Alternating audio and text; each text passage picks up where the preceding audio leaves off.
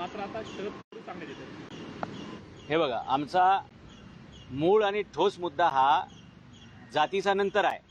पहिला मुद्दा होता आमचा 23 मार्च 1994चा जो GR आहे, जो माझ्या हातात आहे, की या GR मध्ये जे 16% आरक्षण मराठ्यांचं ओबीसींना दिलं गेलं त्याचा जाब आम्ही शरद पवारांना विचारतोय। कारण हा प्रश्न मराठ्यांच्या जवळपास 5 कोटी मुलांच्या भवितव्याशी निगडीत प्रश्न आहे। माझे शरद पवारांवरती आरोप जे आहेत ते खाजगी नाही आहेत, व्यक्तिगत नाही आहेत, ते सार्वजनिक हिताचे आणि समाजाच्या रोजगार, शिक्षण आणि एकंदरीत सामाजिक स्थितीला धक्का लावणाऱ्या अशा सार्वजनिक प्रश्नावरती आहेत।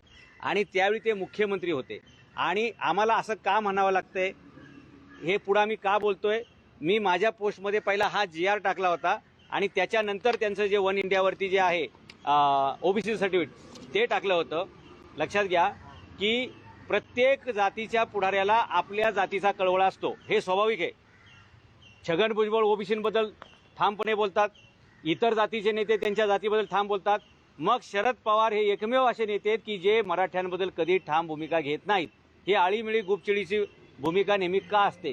गेले 50-55 वर्ष आम्हाला असंच फसवलेले आणि तळ्यात आणि मळ्यातच बोलायचं, कधी सुद्धा स्पष्ट भूमिका मराठ्यांच्या बाजूनी शरद पवार घेत नाहीत आणि त्यांच्यावर विश्वास ठेवून मराठा समाज आंधळेपणाने त्यांना नेता मानत राहिला आणि मराठा समाजाचं नुकसान होत गेलं। आणि आज आमचे करोडो पोरं, अगदी आपण जिथं या पत्रकार भवनापाशी उभे आहोत, इथे सुद्धा आमची UPSC MPSC करणारी लाखो पोरं आहेत, ज्यांच्या बापदाद्यांनी आपापल्या जमिनी विकल्या, ज्यांच्या आयांनी दुसऱ्याच्या शेतावर, म्हणजे खानदानी घरंदाज पाटील देशमुख अशा मुलांच्या आईंनी सुद्धा दुसऱ्याच्या शेतामध्ये मोलमजुरी करून आपल्या मुलांना इथं UPSC MPSC करायला पाठवलं। 1-1, 2-2 मार्कांनी आमची पोरं हुकली आणि बऱ्याच लोकांच्या नोकऱ्या गेल्या। 2.5 ते 3 लाख पोरं आमची चांगली कॉम्पिटिटिव्ह असताना, चांगली गुणवत्ता असताना त्यांना नोकऱ्या मिळालेल्या नाहीत। त्यांच्यापेक्षा कमी मार्क असणारे लोक त्यांच्या समोर भरती होतात, त्यांच्यापेक्षा कमी मार्क असणारे लोक पाठीमागून येऊन वरच्या पदावरती जातात। काय फक्त मराठा म्हणून जन्माला आले हाच त्यांचा दोष आहे का?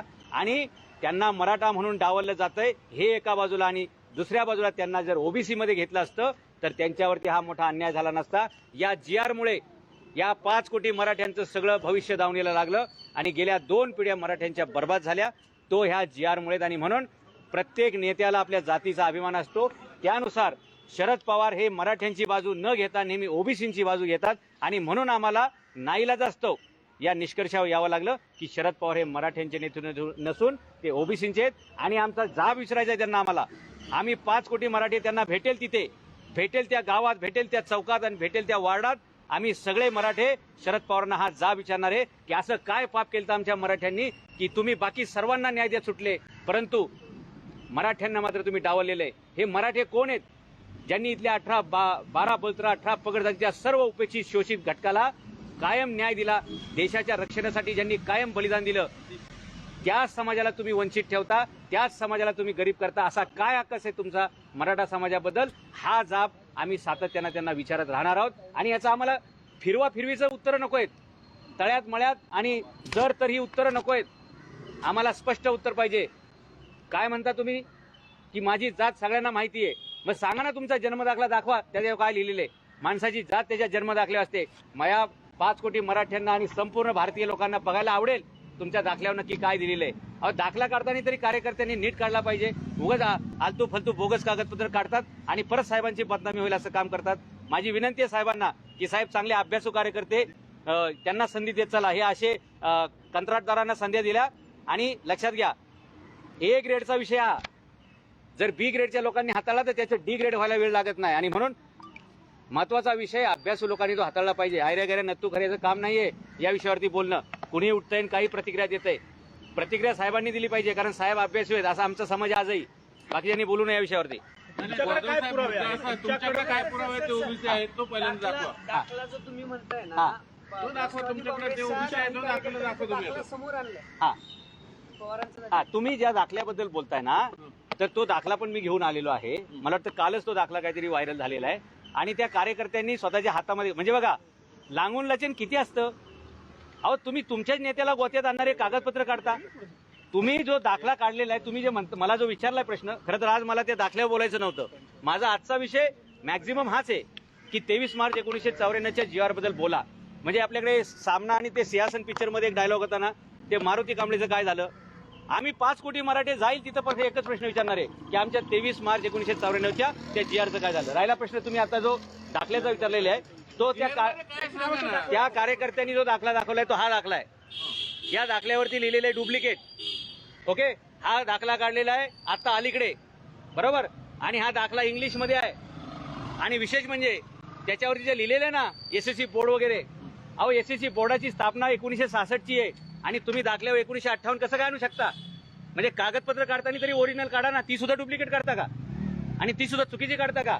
ज्या कार्यकर्त्यांनी हा पराक्रम केलाय साहेबांनी त्यांच्यावर कडक कारवाई करावी की घाईघाईमध्ये एखाद्याला उत्तर देण्यासाठी अशा प्रकारचे चुकीचे कागदपत्र पुढे आणू नये, त्याच्यामुळे आणखी विश्वसनीयता खराब होते.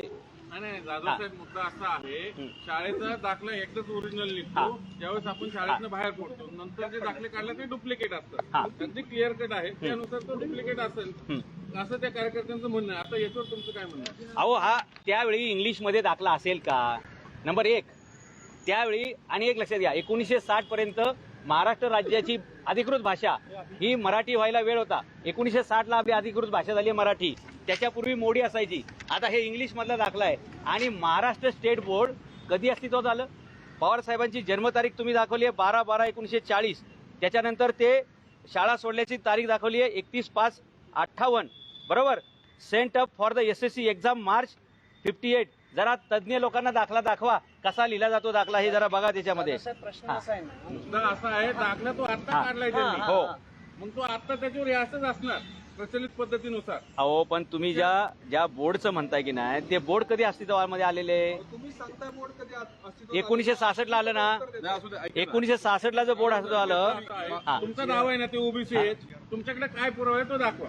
हे बघा, हे ओबीसी असल्याचा पुरा दाखवा. येस, याच्या एक लक्षात घ्या, जे पूर्वी सर्टिफिकेट व्हायरल झालेलं आहे त्याच्यावरती त्यांची जात ओबीसी दिसलेली आहे. त्याच्या ऐका, वन इंडिया नावाच्या वेबसाईटवरती आजही मिळतं. आणि जर वन इंडियाच्या वेबसाईटवरती असलेले कागदपत्र जर व्हॅलिड नाही असं तुम्हाला माहिती असेल तर प्रत्येक व्यक्ती इलेक्शन लढताना त्यांना अफिडेव्हिट द्यावं लागतं. त्याच्यामध्ये त्यांना नॅशनॅलिटी, त्यांची कास्ट आणि सबकास्ट जे काय असेल ते त्यांना डिस्क्लोज करावं लागतं. महाराष्ट्राच्या जनतेला दिसू द्या ना, महाराष्ट्रातल्या 48 खासदारांनी त्यांच्या अफिडेव्हिटवर काय लिहिलेलं आहे, महाराष्ट्राच्या 288 आमदारांनी त्यांच्या अफिडेव्हिटवर काय लिहिलंय.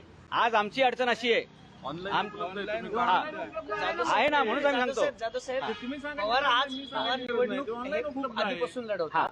प्रश्न असा आहे ना की आता मराठ्यांचा आरक्षणाचा मुद्दा पेटला, धनगर समाजाचा, ओबीसी, आता हा दाखला तुम्ही बाहेर काढण्याचं कारण काय? पहिला प्रश्न. दुसरा प्रश्न, पवार जर 50-60 वर्ष झाले या सगळ्या राजकारणात आहेत, निवडणूक आयोगाकडे आतापर्यंत त्यांनी अनेक दाखले दिले असतील, त्यावेळेस का कुणी मुद्दा काढला नाही? त्यावेळी आम्ही ते सांगतोय गेली 50 वर्ष आम्हालाच माहित नव्हतं ना. जेव्हा हा GRचा प्रश्न आला आणि बाबा आपला माणूस आपली बाजू का घेत नाही असा प्रश्न आम्हाला पडला, त्यावेळी आम्ही हे सगळं आतमध्ये गेलेलो आहोत. आणि आज आमचं दुर्दैव पण असं आहे की आम्हाला लोक विचारतात तुम्हाला आरक्षण कशासाठी पाहिजे? साखर कारखाने तुमचे, शाळा तुमच्या, बँका तुमच्या, सगळं तुमचं आहे. अहो पण ज्यांना तुम्ही मराठा म्हणताय ते सगळ्यांकडे ओबीसी दाखले येतं. आणि हे आमच्यामध्ये समाजामध्ये वावरताना मराठा वावरतात आणि मात्र ह्यांच्या इलेक्शनवरती आणि कास्ट सर्टिफिकेटवरती ओबीसी असते. त्यामुळे असं माझं म्हणणं आहे की आता या ज्या आमदारांच्या समोर, या खासदारांच्या समोर जे कोणी असतील त्यांच्या नावाचं एक पवारांनी जसा ओबीसी असलं दाखला काढलाय का आजपर्यंत? तुमच्याकडे आहे का तसं काय? हे बघा, आम्ही जे त्या वेबसाईटचं सर्टिफिकेट दाखवलेलं आहे त्याच्यावर जर काय आक्षेप असेल तर त्यांनी तो रितसर तसा नोंदवला पाहिजे. आणि या देशातील जी सक्षम अथॉरिटी आहे, समजा ते कोर्ट असेल किंवा कलेक्टर असेल, त्यांनी त्याच्यावरती अहवाल दिला पाहिजे की बाबा नक्की हे काय आहे. मुद्दा असा आहे, ती वेबसाईट ऑथेंटिक आहे का तुमच्या म्हणण्यानुसार? हे सरकारने तपासावं ना, सरकारने तपासायला पाहिजे. आता तुम्ही म्हणले 10वीचं बोर्ड 60ला आलं आणि 58चा दाखला वगैरे. ओबीसी ही कन्सेप्ट म्हणजे कधी आली? ओबीसी अहो मंडल आयोगाचा प्रश्न आला कधी तेव्हा आला हा? 1980 पासून मंडल सुरू झालं आणि 92ला त्याची अंमलबजावणी झाली. मग पवारांच्या दाखल्यावर ओबीसी 60 साली 70 साली जे कधी ते 90च्या आधी का आलं? कसं आलं हाच प्रश्न तुम्ही आहे. सांगा ना. नाही, तुम्ही गॅपशे घेतलं. जर मंडल आयोगाच्या अगोदर समजा हे ओबीसी वगैरे काय म्हणायचं असेल तुम्हाला, 1958ला, 60ला, 65ला, 75ला, 78ला कोणीही व्यक्ती ओबीसी कसा लावू शकतो? मंडलाची जनगणना 1980 पासून सुरू झाली. तुम्ही आरोप केले, तुम्ही उत्तर द्या. हा मी ते सांगतोय ना, 80च्या अगोदर कोणाच्या दाखल्यावरती ओबीसी येणं शक्य नाही.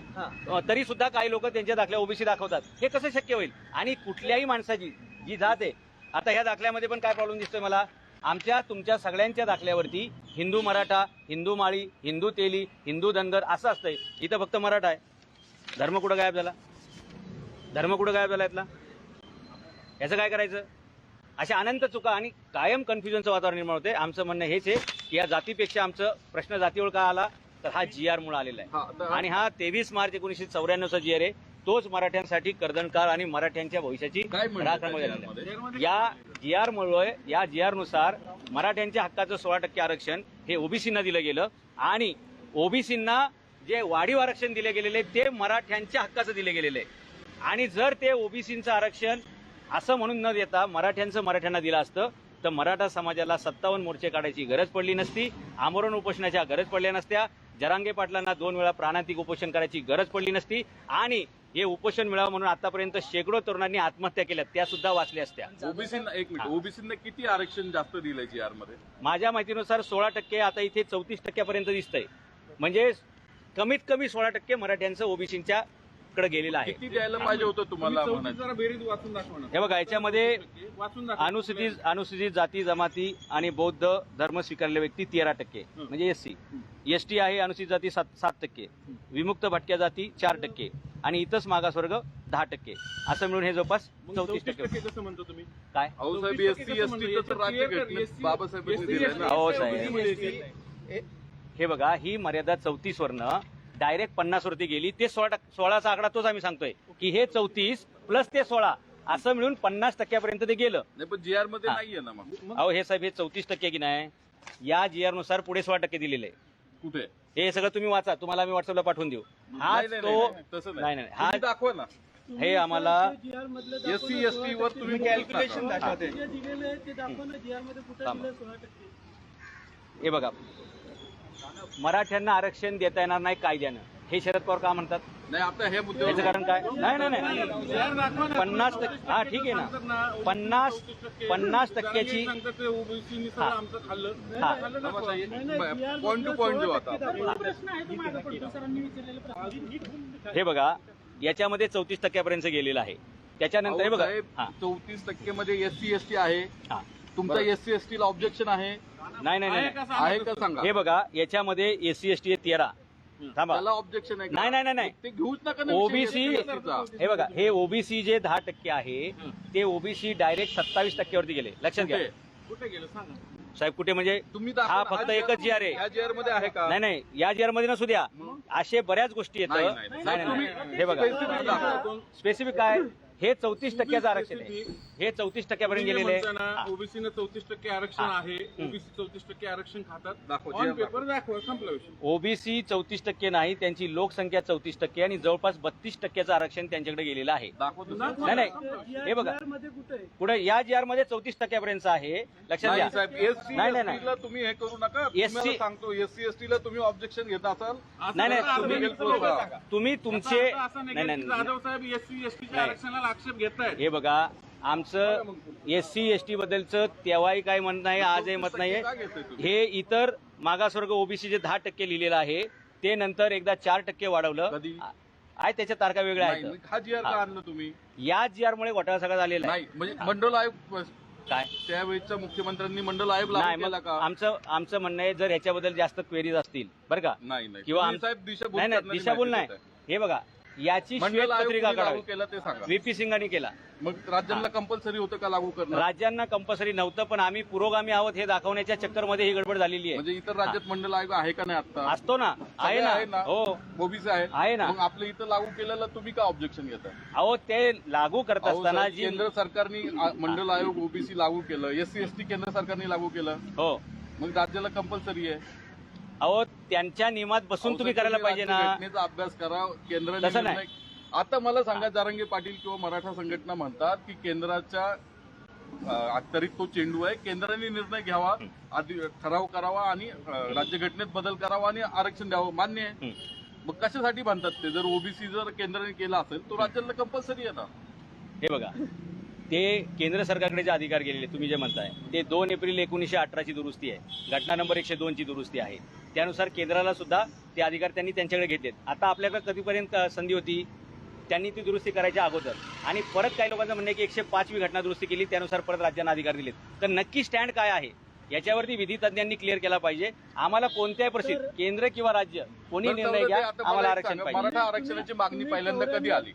1982ला ज्यावेळी अण्णासाहेब पाटलांनी पहिला मोर्चा काढला, जवळपास लाखभर लोक ते आझाद मैदानावरती आलते.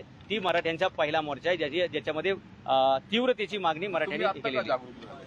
आम्ही काय तेव्हापासूनच करतोय सगळं. तुम्ही 99, 2000, 2005 पासून तुम्ही का नाही या विषयात पुढे आले? 2017लाच मी पुस्तक प्रकाशित केले, मराठा क्रांती मोर्चा भविष्याने वाटचाल, जो पहिला मोर्चा. नाही, नाही. वैयक्तिक काय केले ते सांगा आरक्षणाच्या संदर्भात. आरक्षणाच्या संदर्भात मराठा आरक्षणाच्या हो, संदर्भात. आरक्षणाच्या संदर्भामध्ये मी वैचारिक काम करणारा माणूस आहे. मी 2017लाच पुस्तक लिहिलं, त्याच्या 5,000 प्रती वाटल्या आणि जनजागृती करणं हेच माझं काम आहे. मी काय हातामध्ये काठ्या घेणं, दगड घेणं हे माझं काम नाही. म्हणजे तुम्हाला म्हणणं आहे की मराठ्यांनी आंदोलन काठ्या मोर्चे घेऊन केलं, नाही, दगड घेऊन केलं? तुम्ही अशा प्रकारचे प्रश्न विचारू नका. तुम्ही पत्रकार आहे म्हणजे म्हटले आता नाही नाही, तुम्ही फिरून काय प्रश्न विचारताय? ही प्रश्न विचारण्याची पद्धत आहे म्हटलं तुम्ही काय का? आरक्षण मी वैचारिक काय विचार ऐका, वन बाय वन मी वैचारिक माणूस असल्यामुळे सांगा ना काय केलं? मी पुस्तक लिहिलं मराठा क्रांती मोर्चा भविष्याने वाटचाल, आणि ते पुस्तक प्रबोधनासाठी लिहिलं. आणि आपण मुलांनी हातामध्ये काठी दगड हे घेण्याचा काही संबंध आहे का? तुम्ही माझ्या तोंडी असे शब्द का आम्ही टाकताय? म्हटलंच नाही नाही नाही, हे बघा, तुम्ही प्रश्न जे घेणार चुकी. नाही नाही नाही, हे बघा, मी काय म्हटलं, मी वैचारिक प्रबोधन केलेलं आहे, वैचारिक प्रबोधन करतोय. काठे लाटे घेणारा माणूस नाही. मग आता आंदोलक सगळे काठे लाटे घेणार आहेत का, असं तुम्हाला म्हणायचं का? हे बघा, असं तुम्हाला म्हणायचंय का? नाही नाही नाही, मी वैचारिक माणूस आहे. नाही, तुम्ही इंटरव्ह्यू दुसऱ्या दिशेने वळवताय.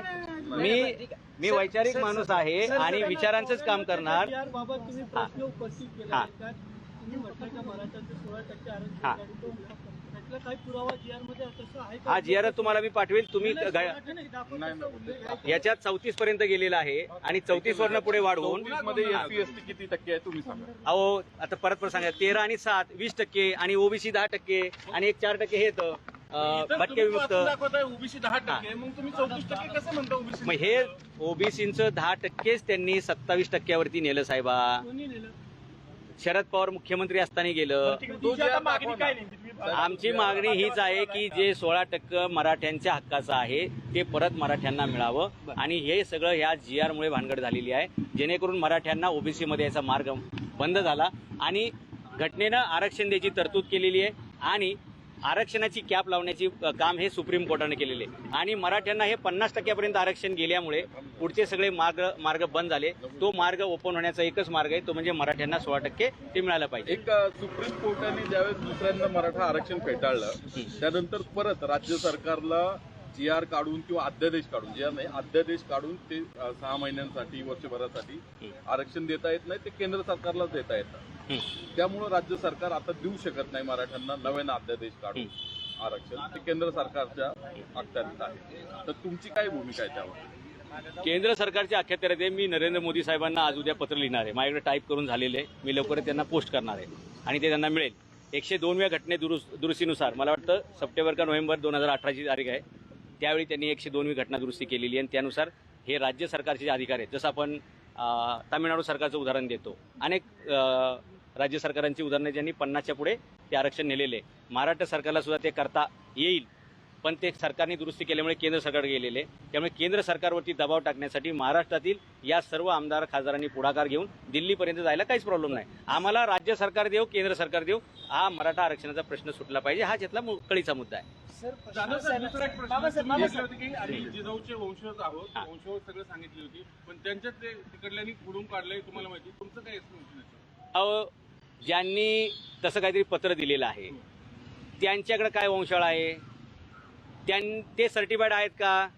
तुम्ही अमुक अमुकचे वंशात हे असं तुमच्याकडे सर्टिफिकेट आहे का? नंबर 1. नंबर 2, मी कोणाचा अधिकृत वंशज आहे किंवा नाही हे सर्टिफाईड करायचं काम कोणाचं आहे? एक तर कोर्टाचं आहे किंवा एक तर प्रशासनाचं आहे, बरोबर? कारण महसूल विभागाचं. व ह्या दोघांना विचारत नाही. काय महाराष्ट्रामध्ये आमदारांची कामं असतात का की कोण कोणाचा वंशज आहे सर्टिफाईड करणं? आणि राहिला प्रश्न माझ्या वंशावळीचा, तर हे जी मी जेवढी पुस्तकं लिहिलेत ना, जिजाऊ आहे, शिवाजी मॅनेजमेंट गुरु आहे, उद्योजक शिवाजी महाराज MP आहे, शिवाजी द ग्रेट इंजिनियर आहे, गनिमिका, अशी 45 प्रकारची शिवचरित्र पुस्तकं लिहिलेली आहेत. आणि माझ्या प्रत्येक पुस्तकात एक वाक्य आहे की शिवचरित्राचा जगभरात प्रचार आणि प्रसार करणं हेच माझं ध्येय.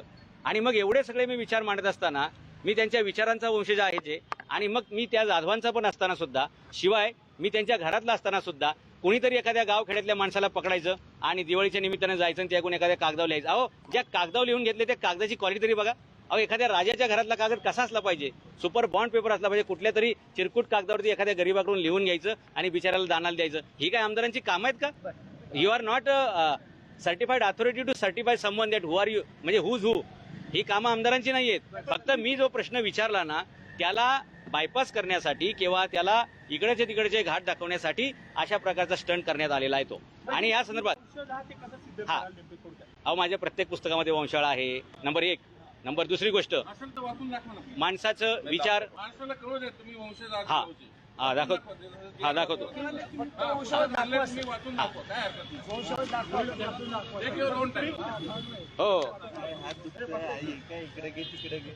Okay. And this is certified. ठीक आहे. आणि हे तर असं झालं तुमचं राव की आम्हीच वाचायचं आणि आम्हीच तुम्हाला दाखवली एवढी भरपूर झाली ना. ठीक आहे? आणि हे प्रत्येक पुस्तकात शेवटी बरं का, माझं बाजारात येणारं कोणतंही पुस्तक असो त्या प्रत्येक पुस्तकामध्ये माझी वंशावळ मी तिथे टाकलेली असते. लक्षात घ्या, प्रश्न हा नाही आमच्या समोर कोण कोणाचा अधिकृत वंशज, कोण कोणाचा नाही. प्रश्न हा आहे आमचा की त्यांचा वारसा कोण चालवतो, त्यांचे विचार कोण पुढे नेतो. आता बरेचसे लोक हा प्रश्न उभा करतायत ना, मूळ मुद्द्याला बगल द्यायची आहे की आम्ही जे प्रश्न उभा केलाय त्याच्यावर उत्तर लोकांकडे नसेल तर लोक ते डायव्हर्ट करतात. लक्षात घ्या, तुम्हाला कर्तृत्व ही वंशावळ मान्य आहे की नाही? समाजाला प्रश्न आहे की कर्तृत्व हा वैचारिक वंशज कोणी असू शकतो. हे बघा, कोणी नाही. या महाराष्ट्रात आपण काय म्हणतो की आम्ही शिवरायांचे मावळे आहोत, म्हणजे आम्ही सगळे शिवाजी महाराजांचे वंशज आहोत. बरोबर. मी जिजाऊंच्या वंशज कशा प्रकारे, मी वैचारिकता आहेच आहे, मी जाधवांचाही आहे आणि जिजाऊंचा एक भाऊ पुरंदरला, म्हणजे ते पुस्तक कुठे, एक मिनिट, नाही ते नाही हो, दुसरे. हा प्रश्न याच्यापूर्वी सुद्धा बऱ्याचदा माझ्याकडे यायचा, ओके, की तुम्ही कशा प्रकारे वंशज आहात, काय आहात.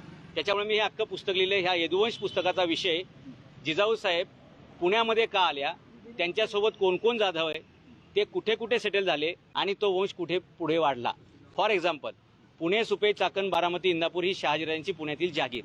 या पुणे, सुपे, चाकण, बारामती, इंदापूर या 5 परगण्यातले खेड शिवपूरला जिजाऊसाहेब का आल्या, तर 1614 पासून पुरंदर किल्ला हा जाधवांच्या ताब्यात होता आणि पुरंदर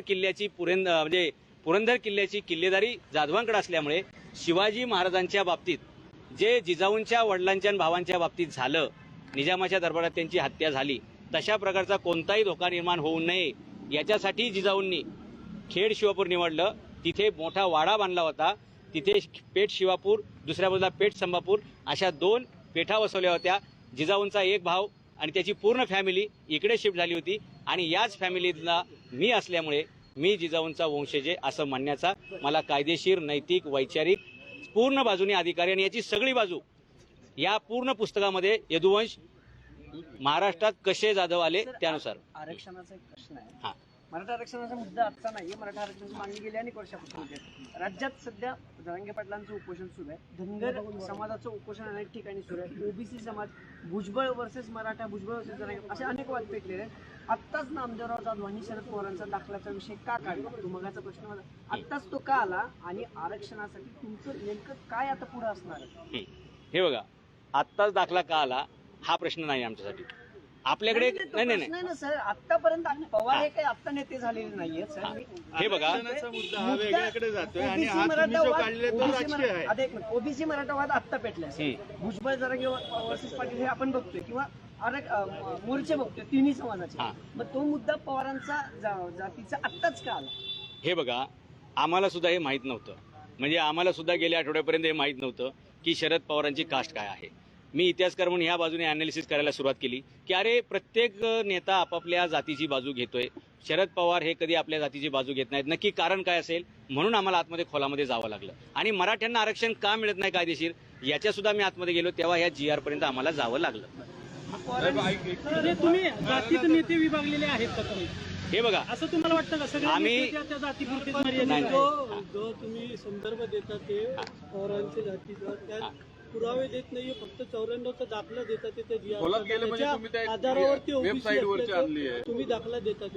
प्रामुख्याने ते ओबीसी असल्याचा पुरावा काय आपल्याकडे? ते सर्टिफिकेट जे व्हायरल झाले की नाही पण ते आहे कसं व्हायचं? काय मग याच्यावरती एक लक्षात घ्या. का अभ्यास केलाय तुम्ही हो मग म्हणून तर आम्हाला सापडलं ना ते आम्हाला गेले म्हणले तुम्ही वेबसाईटचं उचललं येस मग आम्हाला वेबसाईटवरती सापडलं ते क्रॉस आम्ही चेक करायला पाहिजे होतं. क्रॉस चेक करायला काय त्या वेबसाईटवरती आहे. जर ती वेबसाईट फ्रॉड असेल त्या वेबसाईटचा दावा चुकीचा असेल तर प्रशासनाने तसं सांगावं. प्रशासनाने त्यांच्यावर कारवाई करावी की बाबा तुम्ही एखाद्याचा दाखला कसा काय टाकला. होतं की मंडल आयोग त्याच्यानंतर ओबीसी आपण एवढ्या मोठ्यावर- उल्लेख आहे 1958चा उल्लेख आहे तो देखील म्हणजे ओबीसी कधी काय सगळ्या गोष्टी आहे ना अभ्यास करायचा. हे सगळ्या गोष्टी आहेतच ना. अभ्यास केल्यानंतरच हा विषय पुढे आला. नाहीतर हा GR 23 मार्च 1994चा GR माझ्या अगोदर कोणाच माहित नव्हता. कोणी त्याच्यावर बोलत नव्हतं. जीआर मधनं तुम्ही काही सिद्ध करत नाही आहात. तुम्ही ते 34 मध्ये 13 आणि 60% काढा जे राहतात 14 काही टक्के. त्याच्या पुढचं कधी झाले ते जीआर कधी देणार सांगा. हे 34% आणि त्याच्यावरचं 16% वाढीव जे दिलं त्यामुळे 50%ची कॅप लॉक झाली. एवढाच यातला विषय आहे. हा GR नसता तर 50% कुठे ते जी आहे हे सगळं आहे ना पुढे.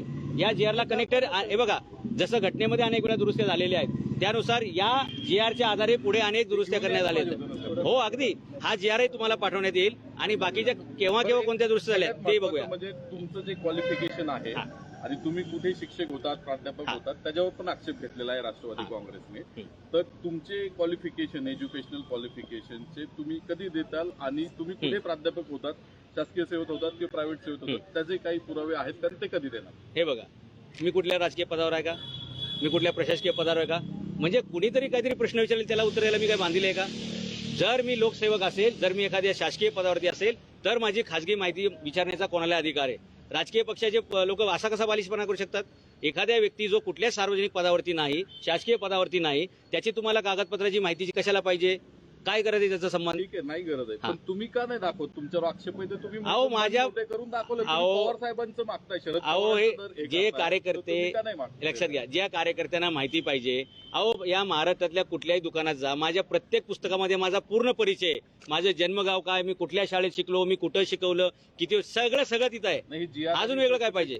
नाही ते पुस्तक म्हणजे काही शासन सर्टिफाईड नाही ना. तुम्ही मग जर ते- शासनाचं जर आणून दिलं तर जास्त बरं होईल ना. सगळ्यांची तोंड बंद होतील तर. अहो नामदेवराव जाधव कुठल्या कॉलेजला शिकवत होते नामदेवराव जाधवांचा जन्म कुठला आहे हे सर्टिफाईड करायची गरज आहे का. तुमचा जन्म दाखला किंवा आम्हाला माहिती आहे ना सर मला पण वैयक्तिक माहिती नाही तुम्ही प्रश्न आहे की नाही अगदी ठरवून वेगळ्या अँगलनी विचार नाही चुकीचं आहे. तुम्ही नाही एक लक्षात घ्या ना मी नाही विचारलं. विकास लावंडे आहेत राष्ट्रवादी काँग्रेसचे प्रवक्ते त्यांनी विचारलेलं आहे. कोणाच्या प्रश्नाला उत्तर द्यायचं हे मी ठरवेल ना आणि मी कोणत्याही शासकीय पदावर नाहीये त्याच्यामुळे आणि ज्यांना नाही तुम्ही ठरवून एखाद्याची प्रश्नाची उत्तरं हे पवारांकडे मागतात ते. हा. तर जे त्यांचे लोक तुमच्यावर आरोप करतात ते त्यांची प्रश्नाची उत्तर आम्ही तुमच्याकडनं मागतो.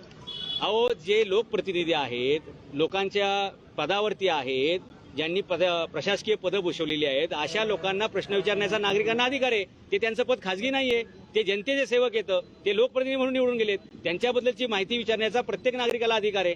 राहील आता दुसऱ्यावर आरोप करता तर तुम्हाला विचारणार अहो या देशामध्ये ज्याच्याकडे काही नियम आहे का की काय? तुम्ही दुसऱ्यावर आरोप केले किंवा तुम्ही सामान्य नागरिक आहे म्हणून तुम्हाला विचारायचंच नाही. सर, नाही असं नाही जे लोकप्रतिनिधी आहेत जर आपण त्यांच्याबद्दलची शिकागोत, माहिती भाषण करून गाजवलेलं आहे विवेकानंद तर तुम्ही तिथे जाऊन आला त्यामुळे तुमच्याविषयी जर काही आक्षेप असतील तर त्याची उत्तर ऑब्व्हियसली तुम्हीच देणं अपेक्षित ते आम्ही देऊ शकत नाही किंवा बाहेर ते देऊ शकत नाही. अहो लक्षात घ्या मी हेच सांगतोय की या महाराष्ट्राच्या प्रत्येक दुकानामध्ये आपलं पुस्तक आहेत त्या पुस्तकांमध्ये माझा पूर्ण बायोडेटा असतो फार जन्मापासून गावापासून ते सगळं या असतं. बायोडेटावरच त्यांनी आक्षेप घेतलाय नाही बायोडेटावर काय आक्षेप आहे बायोडेटावर काय आक्षेप आहे. पदवी कशी आली कुठं आली. अहो मी कॉलेजला शिकवायला नव्हतो का मी जर कॉलेज एक लक्षात घ्या प्राध्यापक पदवी का अशीच येते का.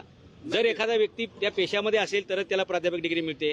म्हणजे जर एवढं कार्यकर्त्यांचं बालिशाज्ञान असेल की एखाद्याच्या नावासमोर प्राध्यापक शब्द असेल तर त्यांनी शिकवले की नाही आणि तो शिकवत होता की नाही हा प्रश्न विचारणं किती बालिशपणाचा प्रश्न आहे. तुम्ही कुठल्या कॉलेजला शिकवलं हे सांगा आणि त्यामुळे प्राध्यापक पदवी मिळाली हे. तुम्ही तुमची बाजू क्लिअर करा. अगदी मी सोमया कॉलेजला शिकवलेलं आहे मी संदेश कॉलेजमध्ये शिकवलंय मी विकास कॉलेजमध्ये शिकवलंय अशा 3 कॉलेजला मी शिकवलेलं आहे. प्राध्यापक म्हणून हो गेस्ट लेक्चर होते की कसं माझी माहिती जी आहे हा. प्राध्यापक हे पद मिळण्याच्या आधी विद्यापीठात लेक्चरर असतात आणि त्याच्या आधी एक काहीतरी पद असतं. मग खूप 15, 20, 25 वर्ष झाल्यानंतर ते प्राध्यापक पद मिळतं. पण तसं काही आपलं आहे का. कारण ते विद्यापीठ ऑफिशियली मी डॉक्टर लावलं हा. तरी माझ्याकडे काहीतरी पाहिजे. हा पीएचडी पाहिजे, हे पाहिजे.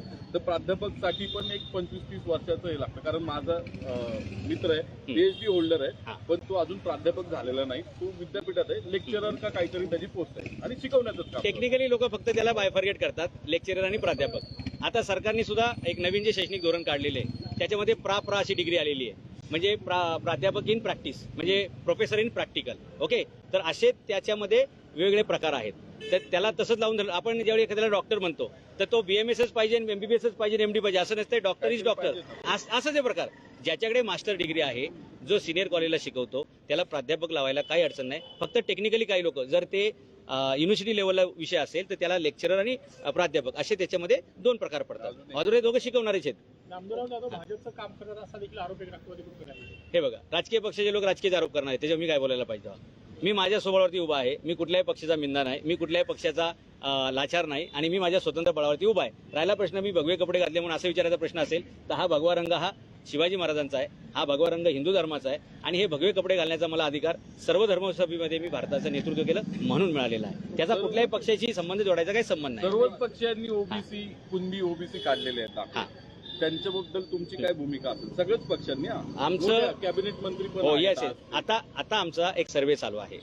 या महाराष्ट्रातले 48 खासदार आणि 288 आमदार जे समाजामध्ये मराठा म्हणून मिरवत आहेत, पण ऍक्च्युली कागदावर त्यांचे ओबीसी असे दाखले आहेत, या सगळ्यांचा आम्ही डेटा तयार करतोय. आणि मराठा समाजावर जो आरोप आहे की मराठा समाजात सगळे श्रीमंत आहेत, कारखाने यांचे, बँका यांच्या, शाळा कॉलेज यांचं, सगळं यांचं, असं लोकांचा समज आलाय बरं का.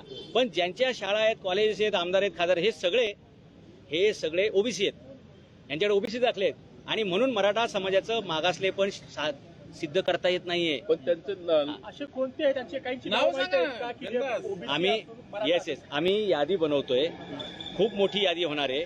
288 पैकी किमान 100 आमदार निघतील आणि 48 खासदारांपैकी किमान 15 ते 20 खासदार हे ओबीसीसाठी गेले. जे मराठी आहेत. नाही, आम्ही काल परवाच काही सूचना दिल्यात आमच्या सहकारी मित्रांना की बाबा आपल्याला याचा छडा लावावा लागेल. जे की मराठी किती लोक आहेत आणि जे ओबीसी तुम्ही म्हणताय कुणबी दाखले घेतलेले, पण त्यांच्यात लग्न संबंध आहेत, आताही होते, आधी पण झालेले. ते काही मानत नाहीत की ते ओबीसी आणि मग आम्ही त्यांच्याशी नातेसंबंध किंवा लग्न, आमची मुलगी देणार नाही किंवा त्यांचं मुलगी, ते झालेले आहेत. आता रिसेंटली पण झालेले. नाही, प्रॉब्लेम कुठे येतोय? जेव्हा तुम्ही सरकारी नोकरीला जाता, जेव्हा तुम्ही शाळेची फी भरायला जाता, किंवा जेव्हा तुम्ही इलेक्शनचा उमेदवार म्हणून लढायला जाता, तर त्यावेळी हे दाखल्याचा विषय येतोय.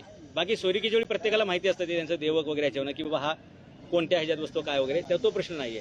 यांनी काय केलं, मराठा समाजाची फसवणूक कशी झाली आहे की या सगळ्या नेत्यांनी आपापली गुपचूप सर्टिफिकेट काढून घेतलेली आहेत. कशासाठी? राजकीय आरक्षण लाटण्यासाठी असं म्हणायचं? हो, येस, राजकीय आरक्षण लाटलेलं आहे, बाकीच्या पण काही सवलती असतात त्या घेण्यासाठी केलेले आहे. आणि लक्षात घ्या, जर तुम्ही ओबीसी सर्टिफिकेट काढले, याचा अर्थ तुम्ही मान्य करता काही मराठा समाजाच्या नेत्यांनी ओबीसीचं राजकीय आरक्षण लाटण्यासाठी बोगस ओबीसी कुणबी दाखले काढले, बरोबर? तुम्ही म्हणताय काही नेते आम्ही अभ्यास करायला लावलेला आहे, आम्ही शोध घेतोय. बरेच नेते असे आहेत, बरेच बरं का, मूडवर नाही, मोठा आकडा निघणार आहे. आणि त्याच्यामुळे आमचं म्हणणं आहे की या नेत्यांनी ओबीसी सर्टिफिकेट घेतल्यामुळे आणि वावरायला ते मराठा समाज असल्यामुळे मराठे श्रीमंत आहेत, प्रगत आहेत, खाऊन पिऊन आहेत असा लोकांचा समज झालाय. हे प्रस्थापित बाजूला झाले तर मराठा समाजाचं वास्तव चित्र दिसेल की मराठा समाजाची परिस्थिती अत्यंत बिदारक आहे. जरांगे पाटलांच्या समर्थनासाठी राज्यभर जे आहेत ते मराठा समाजाचे लोक उपोषण करतायत, साखळी उपोषण करतायत, आंदोलन करतायत. तुम्ही असं काही उपोषण वगैरेला बसणार आहात? आमच्या आंदोलनाचे 2 हत्यार आहेत, एक उपोषण आणि दुसरं प्रबोधन. मनोज जरांगे पाटील हे उपोषणाच्या माध्यमातून या चळवळीचं नेतृत्व करतील आणि प्रबोधनाची संपूर्ण जबाबदारी माझ्या खांद्यावरती असणार आहे. आणि सगळे राज्यभर पाटलांना मान्य आहे का तुम्ही प्रबोधन करणार आहे? हे बघा, म्हणजे नाही, एक लक्षात घ्या, जो जरांगे पाटलांना हे माहित आहे का की तुम्ही प्रबोधन करणार आहात किंवा त्यांची परवानगी घेतलेली आहे का तुम्ही असा काय प्रश्न विचारताय बरं? नाही, जरांगे पाटलांचं परवानगी त्यांना अधिकार आहे.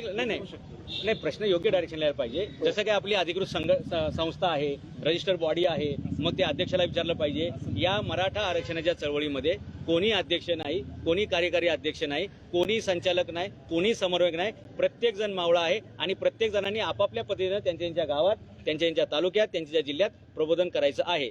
आलं लक्षात? त्यानुसार हे सगळं चाललेलं आहे. याच्यासाठी कोणी परवानगी घ्यायची गरज नाही, कोणाला विचारायची गरज नाही. फक्त सगळ्यांचा एकच सूर असा असणार आहे की आपण हे सगळं आंदोलन अहिंसेच्या मार्गानं, शांतीच्या मार्गानं आणि व्यवस्थित पार पडायचं असतं.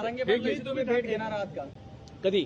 भेटले मागे भेटले मी अमेरिकेहून आल्यानंतर थेट डायरेक्ट आंतरवाली सराटीलाच गेलतो. त्याच्यानंतर त्यांचं उपोषण ज्या दिवशी सोडवायचं होतं, मला वाटतं काही 17 तारीख होती, त्याही दिवशी मी तिथं होतो. आणि 14 तारखेला जी मोठी जाहीर सभा झाली, जवळपास देशातील विक्रमी सभा झाली आंतरवाली सराटीला, त्याही सभेला मी होतो. आदल्या दिवशीच मी गेलो होतो. आणि प्रत्येक वेळी मी स्टेजवर दिसलोच पाहिजे किंवा त्यांच्यावर फोटोच काढला पाहिजे हे काय मला अपेक्षित नाही. काम करणं हे अपेक्षित आहे. आणि काम करणारा माणूस मोठा होतो. फोटो काढून काय फायदा नसतो. तुम्ही अभ्यासू आहात, प्रबोधन करताय, पण मात्र आता उपसमितीने आतापर्यंत काय काय कामं केले त्याचा एकदा तरी आढावा घेतलाय का? कोणती उपसमिती? मराठा आरक्षणासाठी जी शिंदे. नेमलेली आहे, ज्याच्यात चंद्रकांत पाटील अध्यक्ष आहेत, त्यांच्याकडनं कधी आढावा घेतलाय का? ते आढावा वगैरे घेण्याची जबाबदारी की नाही, मनोज जरांगे पाटील यांच्यासोबत काही तज्ज्ञ लोक आहेत. ते 123 गावं आहेत आणि काही समाजातील बुद्धिवादी वर्ग आहे. त्यांचा आणि त्यांचा सतत डायलॉग चालू असतो. आणि म्हणून तुम्हाला जे असं वाटतं ना की प्रत्येक प्रश्नाचं मनोज जरांगे पाटलांकडे उत्तर रेडी कसं असते, तर त्याच्यावरती सारखं ब्रेन स्टॉर्मिंग चालू असतं, त्याच्यावर विचारमंथन चालू असते. आणि मनोज जरांगे पाटील ह्या मराठा आरक्षण संघर्ष योद्धा म्हणून आहेत, त्यांचे ते नेते आहेत. आणि म्हणून ते सातत्यानं याचा अभ्यास करतच असतात. आणि जेणेकरून कायद्याच्या चौकटीत सविनय पद्धतीनं हा प्रश्न सुटेल या दिशेने एक चाललेला असते. शेवटचा प्रश्न, जे आंदोलन झालं मराठा समाजाचं किंवा सुरू आहे, हडपसरमध्ये घटना झाली की ओबीसी कुणबी आहे आणि त्या दाखल्यांना विरोध केला म्हणून एका मराठा युवकावरती शाई टाकली गेली किंवा डांबर काहीतरी टाकलं गेलं. त्या मराठा समाजाचेच युवक होते, त्यांच्यावर नंतर गुन्हाही दाखल झाला. बीडमध्ये प्रकाश सोळंकी असतील किंवा काही इतर लोक असतील, ते काहीतरी बोलले होते, त्यांची घरं पेटवण्यात आलेली आहेत किंवा हल्ले झालेले आहेत. अशा पद्धतीचे जे हल्ले मराठा आरक्षणाच्या संदर्भात जे काही जरांगे पाटील म्हणतात की काड्या करतात किंवा त्यांच्यावर होत आहेत किंवा हे करतायत, त्याविषयी काय सांगतात? बघा, समाज दोन असतील, समाज एक असतील, भावाभावामध्ये पण भांडण होतात, घरामध्ये पण भांडणं होतात, गावामध्ये पण. मराठ्यांना पण सोडत नाहीयेत. नाही तसं नाही, तुम्ही नाही तुम्ही असं म्हणू नका. बऱ्याचदा गैरसमजुतीतून किंबहुना चुकीची इन्फॉर्मेशन, अपुरी इन्फॉर्मेशन आणि गलतफहमी अशा कशाही मार्गाने मतभेद होऊ शकतात. जर हडपसरला असं काही झालं असेल किंवा बीडला जे काही झालेलं आहे, अशा कुठल्याही घटना असतील, तर याच्यामध्ये प्रामुख्याने जो विचारी माणूस असेल, बघा, ज्याचे विचार पक्के आहेत आणि ज्याचं अभ्यास म्हणजे मुद्दा पक्का आहे, असा कोणताही व्यक्ती हातामध्ये कधीही शस्त्र घेण्याची त्याला गरज पडत नाही. माझी सर्व बांधवांना विनंती आहे, ते ओबीसी असतील, मराठा असतील किंवा कुठल्याही जाती धर्माचे असतील, आपण सगळे एका देशात राहतो. 12 बोलतर 18 पगड जातीचे लोक आहोत. एका गावगाड्यात आपण राहतो. सगळ्यांनी गुन्ह्या गोविंदाने नांदून आपल्याला हा देश पुढे न्यायचा. आणि कुठलाही देश प्रगती करण्यासाठी, तो विकसित होण्यासाठी शांतता लागते आणि ती शांतता आपण सगळ्यांनी कायम ठेवली पाहिजे. ओबीसी आरक्षणाला तुम्ही विरोध करताय, त्यामुळे पोलीस संरक्षण घेऊन करताय तुम्ही? नाही, ओबीसी आरक्षणाला विरोध करा असं तुम्हाला कोणी सांगितलं? नाही. ओबीसींना वाढीव जे आरक्षण दिले गेलेलं आहे, त्याच्यामुळे मराठा समाजाच्या हक्कांचं उल्लंघन झालेलं आहे, त्यांना डावललं गेलेलं आहे, असा मुद्दा आहे. आता मी हे अमेरिकेहून आल्यापासून हा माझा मुद्दा चालूच आहे. हे प्रोटेक्शन का घ्यायची वेळ आलेली आहे की जेव्हा आम्ही ती पोस्ट टाकली, त्याच्यानंतर काही पक्षाचे कार्यकर्ते हेच 23 मार्च 1994 आणि ओबीसीचा दाखला, याच्यानंतर काही पक्षाचे कार्यकर्ते बिथरले आणि त्यांनी कायदा हातात घेण्याच्या भाषा केल्या. त्याच्यामुळे मग मला ते संरक्षण घ्यावं लागलेले. ओबीसींबद्दल मी बोलतोय, ओबीसींच्या विरोधात बोलतोय, असा कधीही मामला झाला नाही आणि होणार नाही. मी मराठा समाजाच्या समर्थनात 100% आहे, पण मी कधीच कुठल्या समाजाला विरोध करणार नाहीये. लक्षात घ्या, आम्ही ओबीसींचं काढून घ्या असं म्हटलेलं कधीच नाही. जे वाढीव दिलेलं आहे आणि जे मराठा समाजाच्या हक्काचं आहे ते परत करण्यात यावं. आणि ते सविनय पद्धतीने, जसं आपण 2 भावांमध्ये वाटणी करतो, तर ती जशी चर्चेच्या माध्यमातून योग्य पद्धतीने होत असते. खरं तर या राज्यकर्त्यांची वाटणी म्हणजे ही जबाबदारी होती की त्यांनी वाटप नीट करायला पाहिजे होतं. परंतु आणि याच्यातून एक गोष्ट आपल्या लक्षात आली नाही की याच्यात मोठा घोटाळा आहे. आपल्याला असं वाटतंय की याच्यातून ओबीसी बांधवांना जास्त फायदा झालाय. महाराष्ट्रातील ओबीसी बांधवांपेक्षा या फुगीर 16% लाभ हा देशातील ओबीसींना झालेला आहे. आपल्याला देशात ओबीसीचं नीती होण्यासाठी इथे 16% ओबीसीचं आरक्षण, मराठ्यांचं आरक्षण ओबीसीला दिलं गेलं. आणि आज महाराष्ट्रातील मुलांच्या बऱ्याचशा जागा हे परप्रांतातील आलेले विद्यार्थी, परप्रांतातील आलेले लोक जे नोकऱ्यामध्ये येतात, ते हे ओबीसी दाखले वापरतायत. आणि या भूमिपुत्रांच्या, मग ते ओबीसी असतील नाही तर मराठी, त्यांच्या जागा खाल्ल्या जात आहेत शिक्षणातल्या आणि रोजगारातल्या. हा गंभीर मुद्दा आहे आणि याच्यावरती श्वेतपत्रिका काढली गेली पाहिजे असं आमचं म्हणणं आहे. सरकारला काय सांगाल तुम्ही, पुरेसं संरक्षण आहे तुम्हाला? नाही, मागणी केलेली आहे. येस, पुढे जसे 24 डिसेंबर जवळ येईल, जसं जसा हा मुद्दा तापेल, तर त्यावेळी मनोज जरांगे पाटील आणि नामदेवराव जाधव ह्या दोघांच्याही जीविताला धोका मोठ्या प्रमाणात वाढण्याची शक्यता नाकारता येत नाही. आणि हे लक्षात घेऊन आत्ता मला पोलिसांचं 3 लोकांचं संरक्षण दिले गेलेलं आहे. पण माझं असं म्हणणं आहे की एकदा ह्या प्रबोधनाच्या रथ पुढे सरकारला लागला की तेवढा रेजिस्टंट वाढणार आहे. आणि जसा तो वाढेल त्या प्रकारची मला वाढीव सुरक्षा सातत्याने अपडेट करत दिली गेली पाहिजे. सरकार देईल तुम्हाला झेड द्यायलाच पाहिजे. एखाद्या व्यक्ती जो समाजासाठी काम करतोय त्याच्या जीविताची काळजी घेणं ही सरकारची जबाबदारी आहे. सरकार कोणाचंही असो आणि व्यक्ती कोणी असो. धन्यवाद.